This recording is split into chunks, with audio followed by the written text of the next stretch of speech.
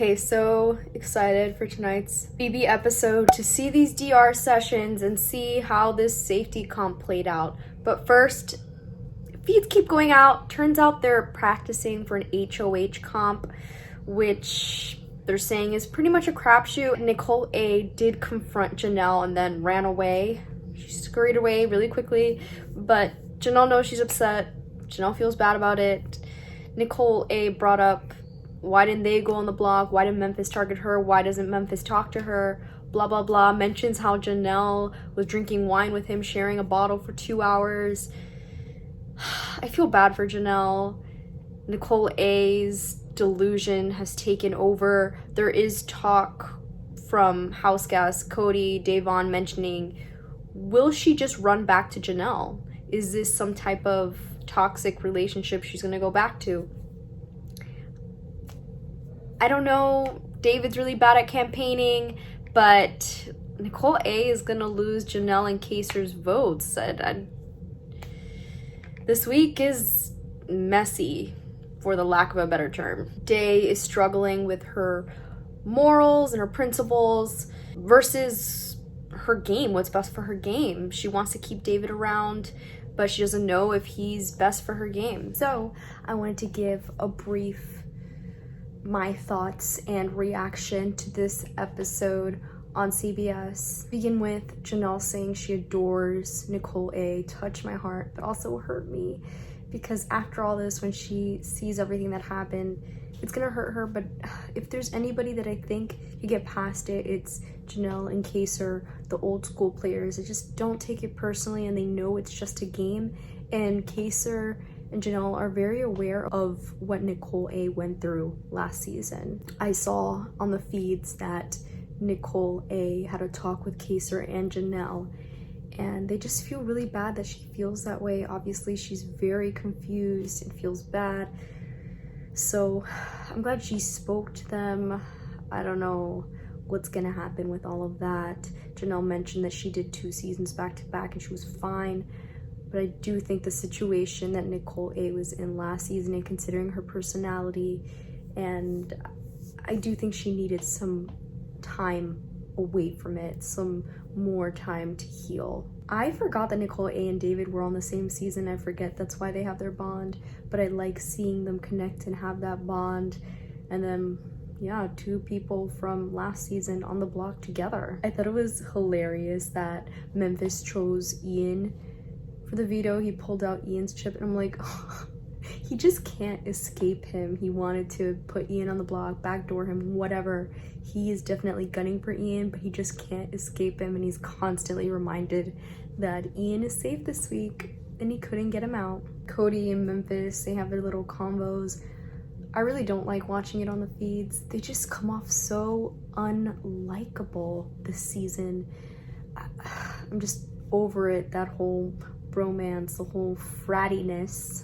The talk of family and kids really warmed my heart. I hope Kevin is able to start his family with whatever money he gets from this. I hope he's able to get that, because he obviously really wants it and he deserves it for sure. I'm aware of Ian's punishment. I've seen bits of it on the feeds, but I didn't know it was Star Wars inspired. I'm not sure what I thought about it. Of course, they would include a DR from Day, since she's an acting coach. Enzo's was really funny about not quitting his day job. I think it's so funny. You see Ian, then it has his job title, management consultant, and then he's doing this ridiculousness on Big Brother.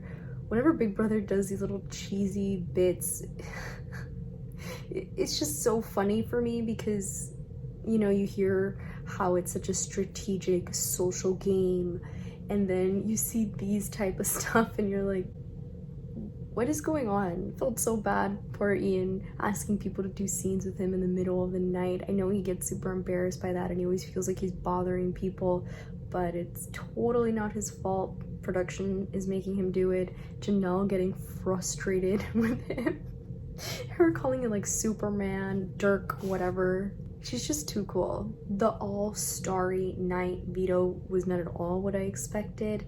Of course, I heard them explain the competition, but this wasn't what I thought it was gonna be. It looks really painful to be holding that for so long, watching them made me feel like my arms were cramping up.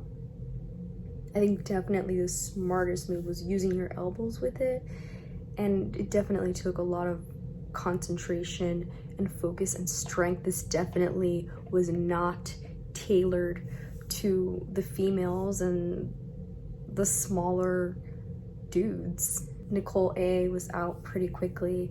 I felt really bad when they showed her in the DR sobbing. It sucks. Yeah, they definitely didn't want her to win this one. Nicole F was out. You saw her shaking. It looked difficult. It was such an awkward comp to do, everybody watching you hold this, and then when you're done you have to sit in front of it and just wait there. The whole setup of it was just a little weird. Memphis was actually struggling a lot, especially early on. They show him struggling. He had like a bug on him and he wanted somebody to get it off. I was just shook that he was able to win this. I knew obviously beforehand that he won the veto, but watching this, I wouldn't have guessed this would be something he'd win. He's older now. He didn't win a lot of comps his original season, so to see him doing well and in this type of comp beating out Tyler, I would have never thought that. I don't think production even thought that. You know, looking at it, I thought Tyler definitely had it in the bag, or maybe David, but Memphis, you know, I guess he got better with age and he's been pulling out these wins. And David yelling to see if he could get Memphis to stop focusing and drop. Memphis is like, rookie move, you know, but I guess it was worth a shot, but it was just very obnoxious. But I guess you never know until you try it. You know I've said a lot of things about Memphis and I'm annoyed by the whole Ian targeting thing, but I think it's hilarious that he doesn't care what other people say. He doesn't care to do what other people say. He just does his own thing. He's just one of those, you know, when we get to a certain age where we just don't care. We just do whatever we want and we don't think about the repercussions. I think that's where he's at, that, you know, when you're older.